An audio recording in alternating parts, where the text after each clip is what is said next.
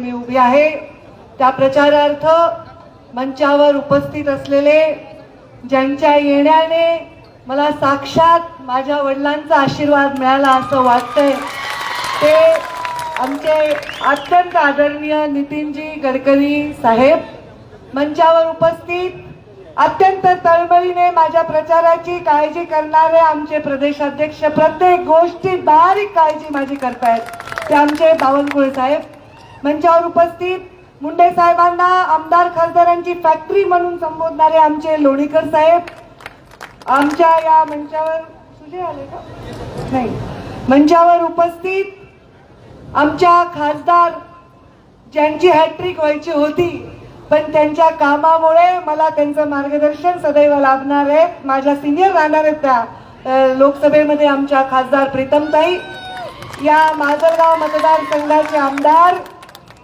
आदरणीय प्रकाश दादा, आदरणीय रमेशरावजी आडसकर साहेब, आमचे कार्यसम्राट आमदार लक्ष्मण अण्णा पवार, आमचे कारखान्याचे ज्यांनी मुद्दे छान मांडले आमचे मोहनराव जगताप, एक युवा नेतृत्व, एक सुशिक्षित नेतृत्व योगेश क्षीरसागर, या कार्यक्रमासाठी आमच्या प्रचाराला नेहमी ज्यांची साक्ष अपेक्षित असते ते आमचे बंधू बाबूरावजी पोटभरे, नितीन नाईक नवरे, मंचावर उपस्थित खास माझ्या प्रचारासाठी सिंदखेड राजाहून आलेले शशिकांतजी खेडेकर, जयसिंग भैया, मंचावर उपस्थित आमचे देवीदास राठोड कडपे, आमचे व्याहीच म्हणायला हरकत नाही सर्व मान्यवर आणि मोठ्या संख्येने इथे उपस्थित.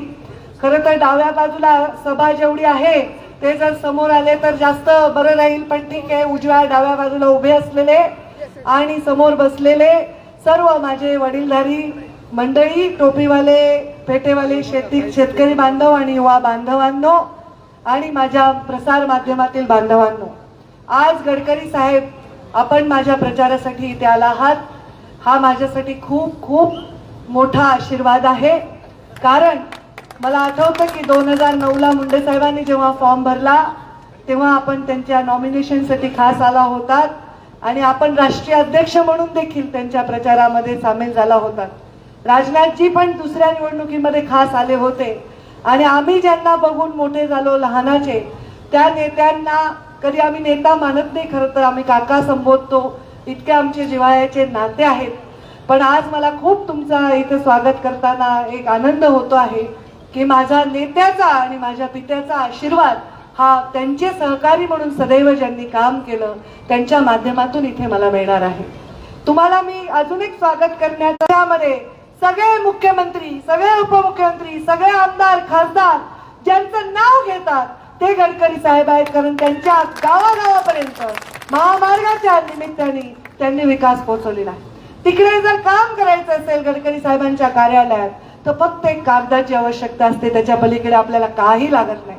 आपणच त्यांच्या घरी जायचं, त्यांनीच आपल्याला खाऊ पिऊ घालणार, तेच आमचा आदरातिथ्य करणार, शौकची एकम हे का ते का, म्हणजे आम्हाला काहीच त्रास नसतो. मला तर वाटतं दिल्लीला जाणारा प्रत्येक माणूस भूक लागली की नक्की गडकरी साहेबांच्या बंगल्यावर जातो, इतका आगळ पगळ आणि आदरातिथ्याचं त्यांचं घर आहे.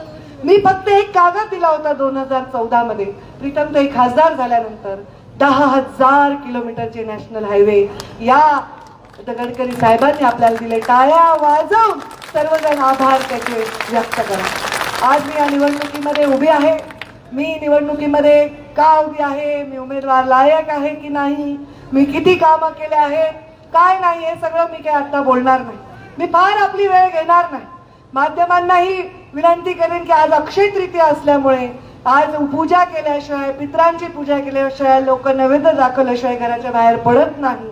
त्यामुळे थोडासा एक तासभर आम्हाला विलंब लागला, पण गडकरी साहेबांसाठी सणाचा दिवस असून देखील खूप उत्साहाने लोक इथे आलेले आहेत, ते त्यांना ऐकण्यासाठी आलेले आहेत. मी आपल्याला एकच विनंती करेन, माझ्या आपल्या आशीर्वादाने निवडून आल्यावर मी दिल्लीमध्ये असेल तर महाराष्ट्रातलं आणि माझ्या जिल्ह्यातलं कुठलंही काम असेल, भले ते कुठल्याही मंत्रालयात असेल, तुम्ही त्यांचं आज पालकत्व फक्त स्वीकारून जा. आम्हाला तेच शिक्कामोर्तब आहे की आमच्या जिल्ह्याचा विकास नक्की होईल. तुमच्या उद्योग समूहामध्ये जेवढे नाते आहेत, जेवढे संबंध आहेत, त्याच्यातून एक संबंध आम्हाला वापरा आणि आमच्या या मागासलेल्या जिल्ह्यामध्ये जिथे रोजगारासाठी लोक बाहेर 10 लाख लोक स्थलांतरित करतात, तिथे एक मोठा रोजगार आमच्या जिल्ह्यामध्ये आणून द्या, म्हणजे आमच्या इथल्या गरीब तरुणाला बाहेर जायला, ऊस तोडायला जायची गरज पडणार नाही. आणि म्हणून अशा प्रकारचे आणि एक मोठं शिक्षण इथे, हे ऊसतोड कामगारांचा जिल्हा आहे, ऊसतोड कामगार पुरवणारा जिल्हा आहे, पण एक मोठं मेडिकल कॉलेज जेव्हा जिल्ह्यामध्ये नवीन द्यायचं असेल तर बीड जिल्ह्यामध्ये द्यावं, जेणेकरून माझ्या गावातला मुलगा सुद्धा, गरीब ऊसतोड कामगाराचा, कष्टकऱ्याचा, मजुराचा, शेतकऱ्याचा मुलगा सुद्धा डॉक्टर बनेल आणि या भागातून डॉक्टर पुरवणारा आम्ही जिल्हा होऊ शकू.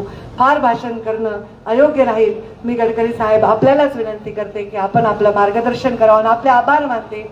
आपण खूप संयम दाखवून, खूप मायेने आमची थोडीशी प्रतीक्षा आपण अनुभवली आणि आम्हाला त्याच्यामध्ये थोडंसं सहकार्य केलं, त्याच्याबद्दल मी मनापासून आपले आभार मानते. धन्यवाद. जय हिंद, जय महाराष्ट्र.